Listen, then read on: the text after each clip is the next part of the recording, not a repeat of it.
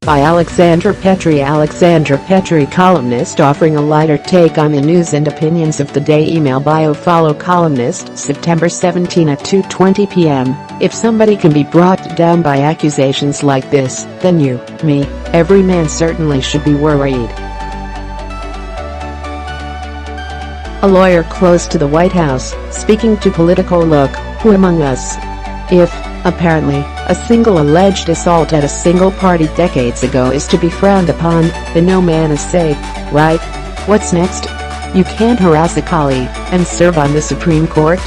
You can't pick up high schoolers outside custody hearings and serve in the Senate?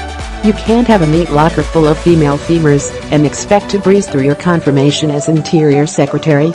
How are we going to fill our offices if this is the new rule? I bet you will say I cannot shout at women as they pass on the street before dragging them to a concrete bunker and then still expect to become governor. What next? I'm supposed to make sure everyone I have sex with is willing? This isn't just my worry.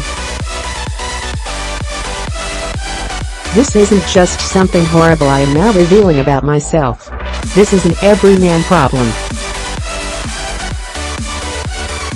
If suddenly, as a country, we decide that violently attempting to assault someone is, like, bad, then that knocks out 98, maybe 99% of men, just going off the locker room talk I've heard.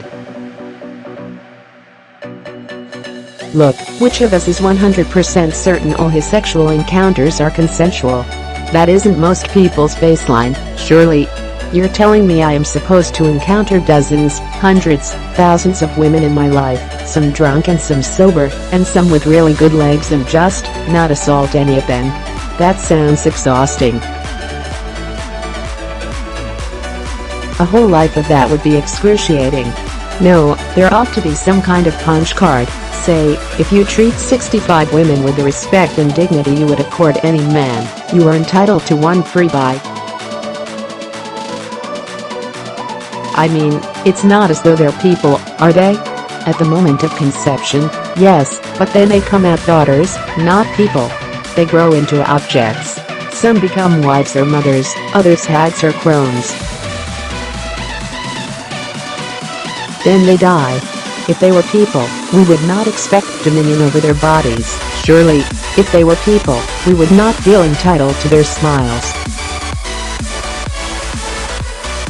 If they were people, I could read a novel with a female protagonist and not be instantly confused and alarmed. No. They are an unintelligible something else. They are to be put on pedestals, as John Kelly urges, or groped, as the president urges.